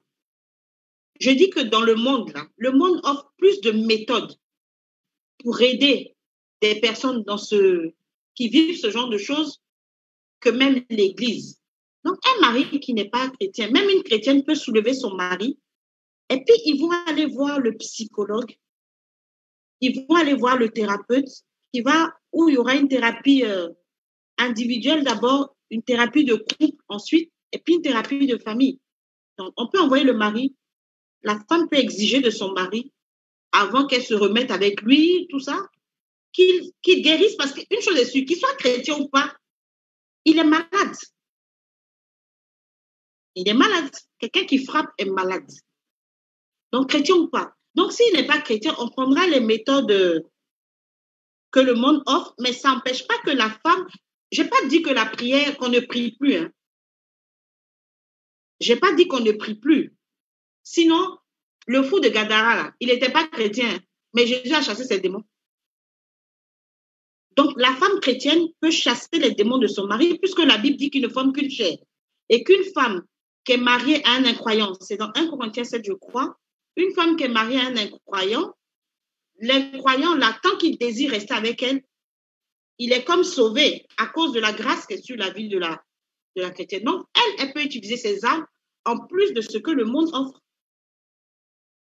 Maintenant, si c'est son habitude, si c'est un homme qui aime ça, bon, à un moment donné, je ne veux pas donner de règles générales. C'est vraiment au cas par cas. Si une femme veut divorcer, que son mari la frappe toujours, il a toujours couteau, on prie, on jeûne, on fait tout. Ils veulent, à un moment donné, je préfère la garder en vie. Je préfère qu'elle reste en vie pour continuer d'adorer Dieu. On n'a qu'à lui mettre l'étiquette de divorcer. Je préfère qu'elle reste dans un foyer où elle paie de la vie. J'assume. Après, j'allais parler à le Seigneur. S'il dit que j'ai été truc, on va se demander pardon. Mais j'assume ce que je viens de dire.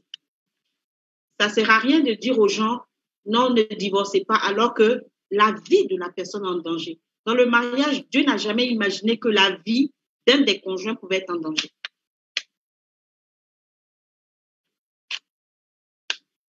Donc, s'il n'y a rien à faire, que la femme estime que sa seule solution, vraiment, si elle est à l'église, de toutes les manières, avant de divorcer, elle-même sait qu'elle aura beaucoup d'étapes, on ne va pas la laisser divorcer si facilement. Donc, j'estime que tout aura été mis en... comment dire ça? Qu'on aura tout mis à sa disposition, au moins pour essayer de restaurer le foyer. Mais après, si ça ne va pas, ça ne va pas. Si le monsieur veut jouer au pire, on divorce. Okay. Amen.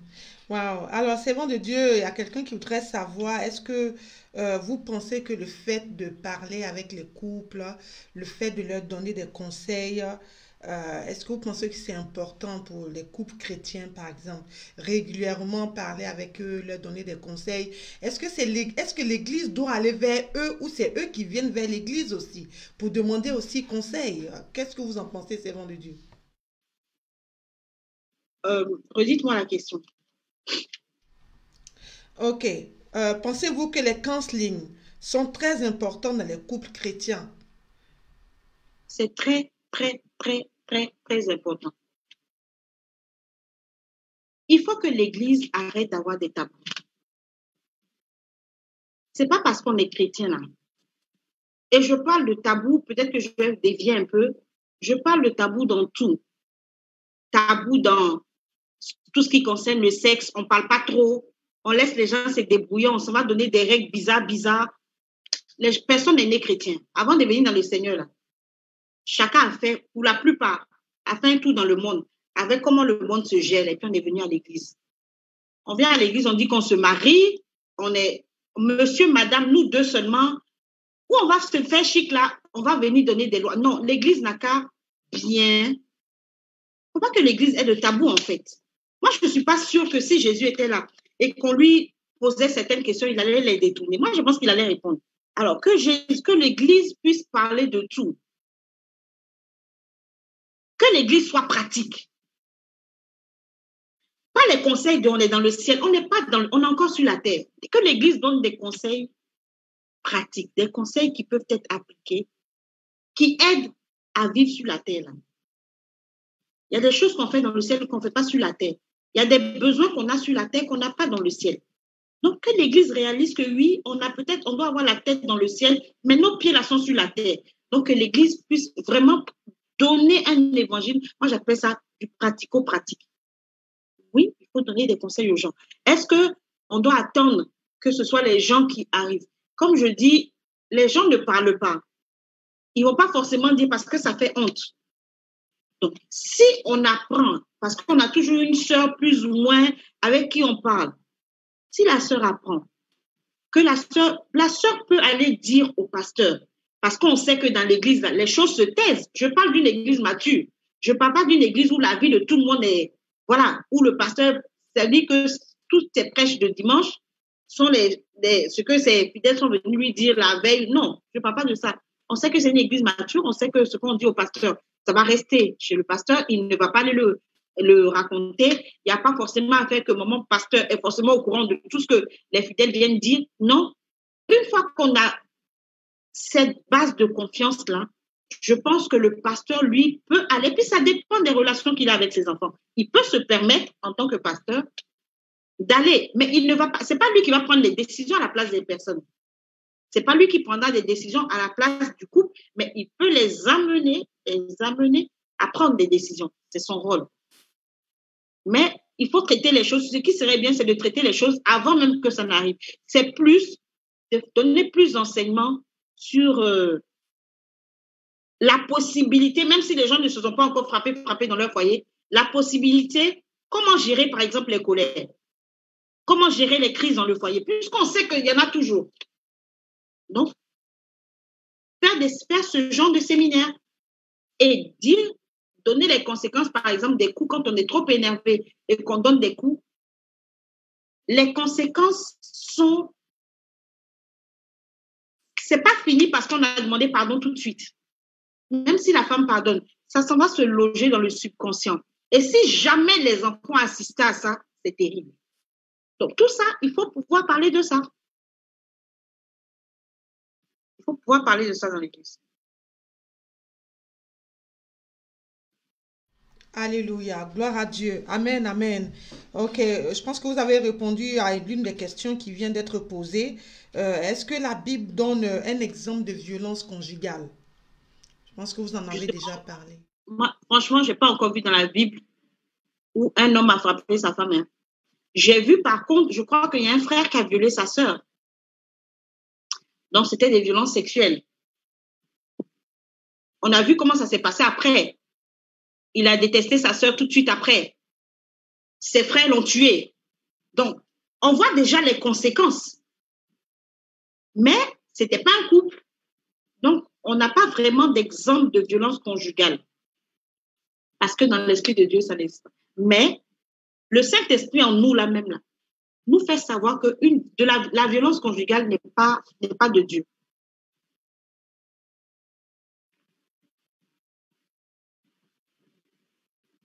Alléluia. Amen, amen. Merci beaucoup, servant de Dieu. Notre émission tire à sa fin.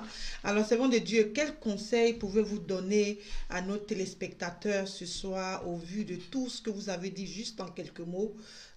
Voilà, parce qu'il y a un commentaire, par exemple, qui nous dit que beaucoup de femmes sont mortes de violences conjugales. Aujourd'hui, il y a beaucoup de couples qui en souffrent. Effectivement, les gens ne veulent pas en parler à cause de la gêne, à cause de la honte, de beaucoup de situations et les gens souffrent. Alors qu'est-ce qu'il faut dire alors? Que pouvez-vous leur dire ce soir? Donc, je vais récapituler. Déjà, moi, je dirais qu'il faut que les gens comprennent. Je crois qu'il faut que les hommes de Dieu, les autorités, je ne veux pas parler de la société parce que la société, ce qui se passe dans la société elle-même est en train de détruire tout ce qui est foyer selon Dieu. Donc, je ne vais pas trop parler pour eux, mais je vais rester dans l'église où encore on défend. On sait ce que c'est que la cellule familiale pour nous. Donc, j'encouragerais les hommes de Dieu à déjà enseigner, mais vraiment sur pourquoi on se marie. Qu'est-ce qui peut emmener deux personnes à se marier au-delà juste d'avoir des sentiments? Si les gens n'ont pas la vraie conscience du foyer, ils vont se marier pour la robe blanche parce qu'il y a de tellement belles, sur Facebook, on voit de tellement belles cérémonies. Juste pour la cérémonie, les gens vont se marier. Pour avoir eux aussi une belle cérémonie de mariage. Les gens vont aussi peut-être se marier juste parce que, comme on dit, ils brûlent, puisqu'on est censé ne pas faire avant le mariage. Donc, juste pour ça, les gens vont se marier. Il faut qu'on leur fasse comprendre que mariage, là, le côté chic, le côté de l'amour et puis l'eau fraîche, le côté de harlequin, façon de candy, là, ça ne dure pas longtemps. Je crois que c'est les 3 premières années encore où on peut... Mais après, là, il faut autre chose. Il y a besoin d'autre chose. Et quand on se marie, quand on a des enfants, il faut qu'on comprenne que notre responsabilité n'est pas seulement d'envoyer nos enfants à l'école, de payer leurs études. Les enfants reproduisent ce qu'ils voient. Il faut que les couples soient conscients que les enfants qu'ils ont eus par amour, là, si eux, ils ne sont pas matures, si eux, ils ne comprennent pas que c'est dans le foyer que on puise, n'importe quel être humain puise sa base émotionnelle dans la famille dans laquelle il est, dans la famille dans laquelle il est né. Si les gens ne sont pas conscients de ça, il y a des erreurs qui sont commises derrière. Donc, il faut enseigner sur le mariage, sur ce qu'il y a dans le mariage, sur la responsabilité des parents, sur les conséquences des crises, de quand les choses ne vont pas comme elles doivent aller. Il faut enseigner ça. Il faut insister dessus. Ensuite, si malheureusement, ce que je veux dire aussi à une jeune dame, c'est que un gars qui t'a giflé un peu dans le foyer, quand vous étiez fiancés là, ces coups de poing, il va te donner dans le mariage. Si tu n'as rien dit. Ce que tu n'as pas géré dans les fiançailles, il va se retrouver dans le foyer. Ça aussi, ce sont des indices en fait.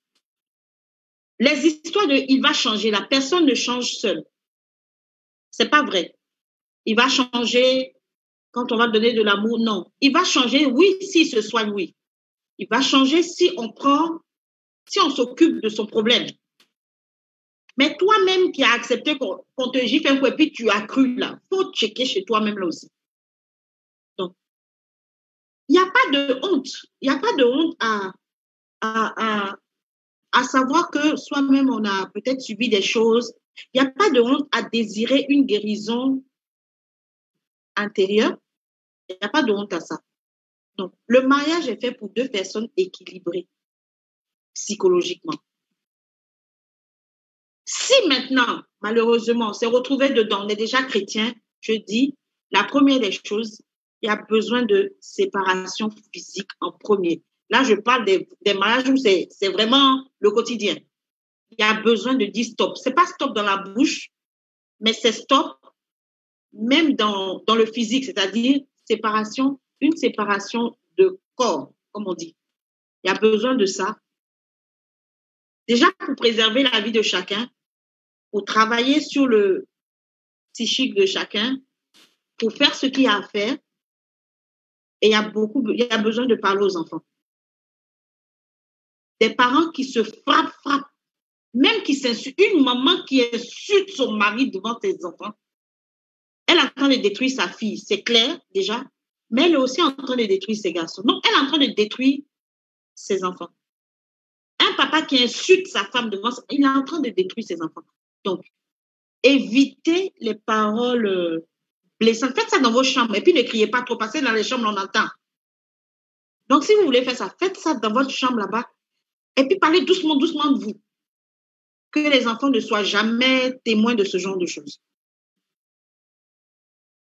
Et prier. Je pense que des personnes qui prient ensemble déjà, la prière commune, il est difficile d'avoir une prière commune où le couple prie ensemble. Il est difficile d'avoir ça et puis de se frapper encore malgré la prière. Donc, je pense que la prière commune aide beaucoup pour résoudre ce genre de choses.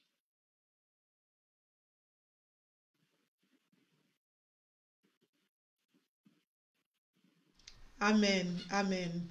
Merci, servant de Dieu. Alors, servant de Dieu, avant que je ne vous demande de prier pour nos téléspectateurs, est-ce que vous pouvez vous présenter ce soir à toutes les personnes qui nous ont suivis? Si jamais il y a des personnes qui souhaitent rentrer en contact avec vous par rapport au ministère auquel Dieu vous a appelé, essayez de vous présenter un peu, donner les contacts qu'il faut. Ok, donc je me représente pour les personnes qui nous ont pris en cours, puisque j'avais fait ça au début. Donc, je suis l'évangéliste Mireille de Magdala. Donc, sur mon Facebook, j'ai évangéliste, ça c'est ma page officielle, évangéliste Mireille de Magdala. Et ma page privée, c'est Mireille de Magdala tout court. Donc, je suis servante de Dieu consacrée au ministère depuis 10 ans. J'ai une ONG qui s'occupe des prisonniers, qui s'appelle l'ONG Un cœur, une main. En général, j'essaie de répondre à tous les messages qu'on m'envoie, même quand des personnes ne sont pas amies à moi. qu'elle m'envoie des messages. C'est sûr que je ne réponds pas aussitôt puisque je ne vois pas vite le message, mais j'essaie de répondre à tous les messages que je reçois comme je peux. Et donc, on peut me contacter via mon Messenger. Et puis, en fonction de ce que la personne me dit, je peux donner d'autres contacts. Mais le premier moyen de me contacter, c'est les messengers et de ma page officielle et de ma page Facebook,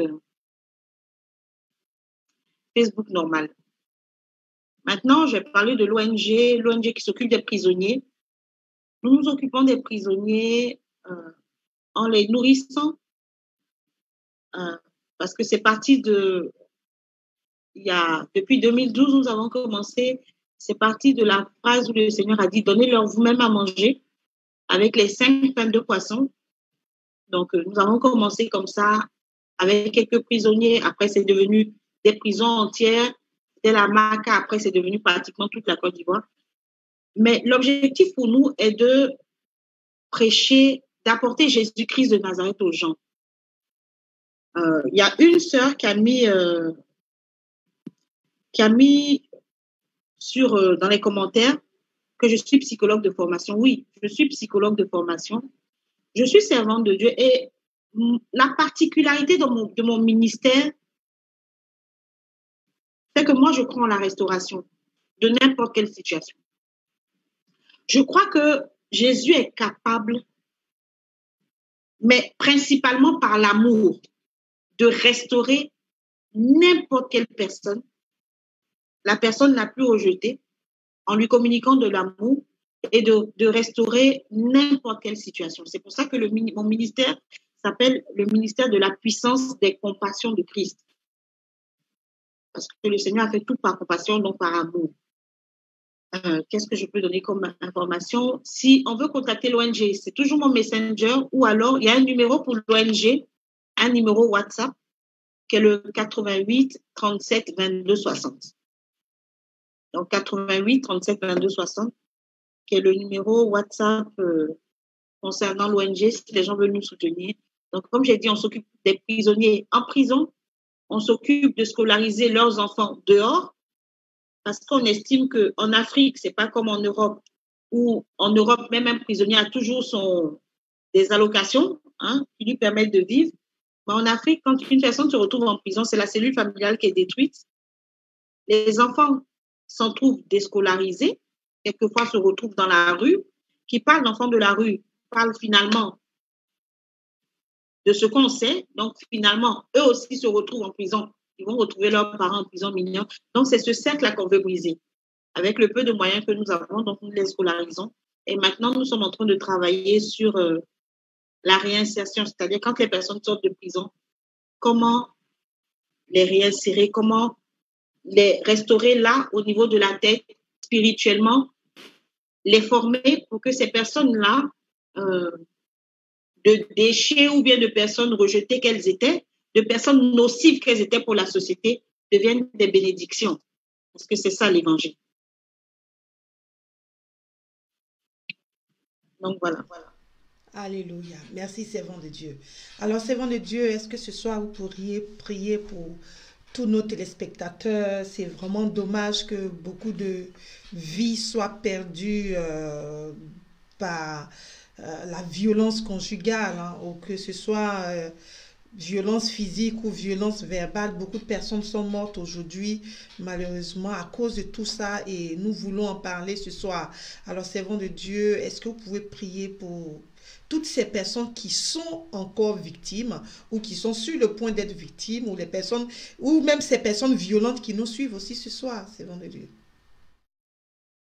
Je vais prier, mais je veux laisser quand même un message avant de prier, un message d'espoir. Il n'y a aucune situation que Jésus ne puisse restaurer. Il n'y en a aucune. Le chemin de la restauration peut être difficile, un peu tortueux. Ça peut demander des efforts.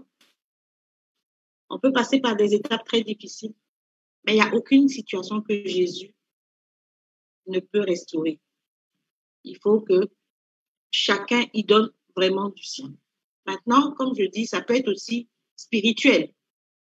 Mais même ça encore, Jésus est venu par l'œuvre de la croix nous restaurer sur ce plan-là, briser les malédictions qui nous empêchaient, tout ce qui nous empêche d'avoir la vie Zoé, la vie abondante. Jésus est venu briser ça. Donc, je veux déjà rendre grâce à ces personnes. Je veux dire aux femmes qui sont battues jusqu'aujourd'hui, qui se sont dit qu'elles ne valent rien. Je veux leur dire que c'est faux. Pour elles, c'est des violences conjugales. Pour d'autres, c'est de la tromperie, de l'infidélité tous les jours. Elles ne sont pas mieux. Personne n'est mieux. Je veux dire, ce ne sont pas des sous-femmes. Qu'elles ne se voient pas en sous-femmes parce qu'elles ont été des femmes battues. Il y a un temps pour chaque chose. Aujourd'hui, le temps de la vérité a sonné, je pense. Qu'elles se lèvent, qu'elles prennent conscience, qu'elles comprennent qu'elles aussi, elles sont des créatures merveilleuses, des créatures qui méritent d'être aimées, mais dans toute leur intégralité. Je vais prier. Éternel Dieu de gloire, Seigneur mon Dieu, mon grand papa, tu connais toutes les vies. Tu connais les personnes qui ont écouté cette émission et qui vont l'écouter. Saint-Esprit, c'est en toi que je place ma confiance. Toi qui t'appelles le consolateur par excellence. Merci Saint-Esprit de guérir les cœurs brisés. Je veux t'apporter toutes ces familles que l'ennemi a détruites. Je prie, Dieu de gloire, toi que j'ai connu et que je connais comme étant le Dieu de la restauration. Je prie que tu guérisses toutes ces vies. Je prie que tu éloignes tout esprit de mort, tout esprit de nécromancie, Seigneur, qui pourrait être utilisé justement, Seigneur, pour détruire ces vies. Je prie et je brise toute malédiction ancestrale derrière ces mots, au nom de Jésus-Christ de Nazareth. Je prie, Papa, que tu guérisses ces familles, que tu guérisses les enfants, que tu guérisses leur subconscient, que tu guérisses leur inconscient. Papa, que tu guérisses, Seigneur, leur volonté. Je prie que tu le fasses dans le nom de Jésus-Christ de Nazareth. Ramène, merveilleux Saint-Esprit, la joie dans ces foyers. Et que toute cause de division, toute cause de maltraitance, que tu ailles à la base et que tu guérisses, que tu assainisses chaque source. C'est au nom de Jésus-Christ de Nazareth que j'ai prié. Amen. Amen. Merci beaucoup, servant de Dieu. Nous disons Amen, Amen, Amen. Merci beaucoup d'être passé ce soir sur le plateau d'Effectif Live TV pour traiter ce thème vital. Merci beaucoup. Notre émission tire à sa fin. Je vais simplement vous dire merci et vous dire shalom à vous, servants de Dieu. Merci encore. Voilà, chers téléspectateurs, merci de nous avoir suivis ce soir. Notre émission tire à sa fin. Nous étions avec la servante de Dieu, l'évangéliste Mireille de Magdala, qui nous a vraiment fait beaucoup de bien ce soir avec ce thème. Je vous encourage à continuer à partager cette vidéo, partager ce live, afin de pouvoir sauver beaucoup de vies.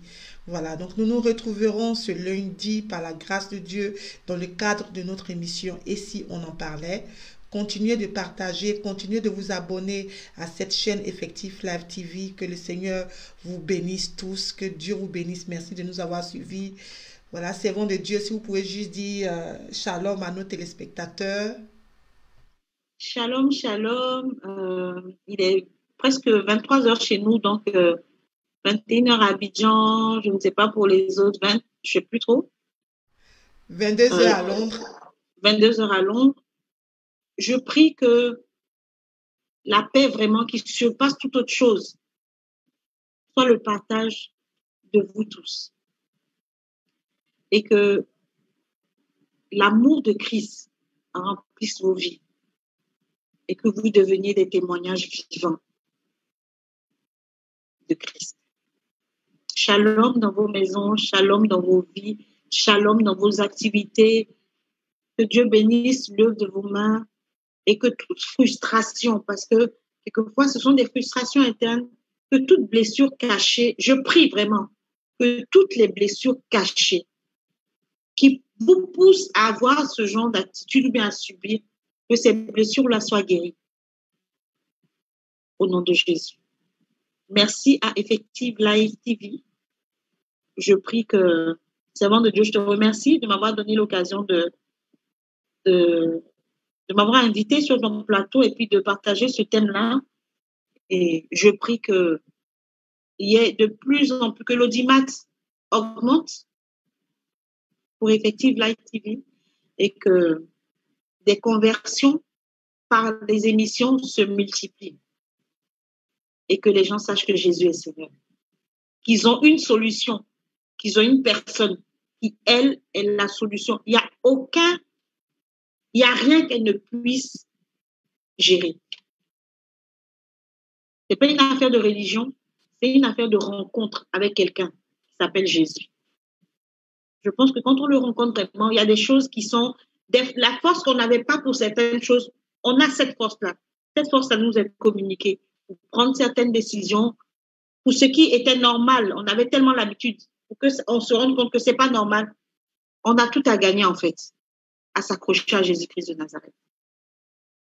Donc, que Dieu te bénisse, que Dieu bénisse ton équipe, ta merveilleuse équipe, et puis ton ministère, et puis ton foyer, ton mari. Bonjour à Monsieur Afi, à l'apôtre.